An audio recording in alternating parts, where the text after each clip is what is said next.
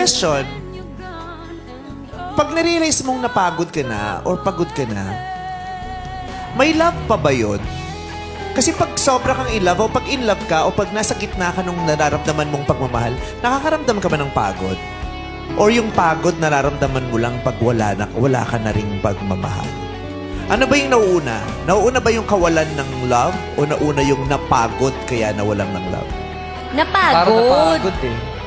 Kasi wala ka ng drive to love eh. Kasi di ba nakakapagod naman talaga magmahal kapag hindi nire-reciprocate yung pagmamahal na binibigay mo. Pero Napagod kung siya. love mo yung tao, hindi ka napapagod, di ba? Yeah, ako nandun din Ayun. ako. Kung love mo yung tao, hindi ka napapagod. Kaya ka napagod kasi nawala yung love. Yeah, Kasi kasi hindi diba, ka mapapagod pag in kung love ka mahal. nga, yung love mo nga ang nakakawala ng pagod, di ba? Pag nakita mo yung tao, yun nawawala ang pagod ko pag nakikita ko siya.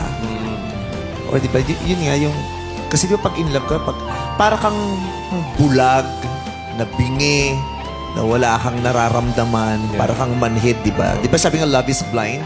Yes. Di lang siya blinding eh, numbing pa siya eh, di ba? Nakakamanhid siya. Doon tayo sa, nawala mo na yung love, kaya siya napagod. Oo. Sa grupo nyo. Sa grupo namin, napagod kaya Kasi nawala wala na yung yung love. love. Okay, sa ating mga netizens, so ano, Team Vice Bong po ba? Vice Jong kayo o Kim Bong? Kimbong po.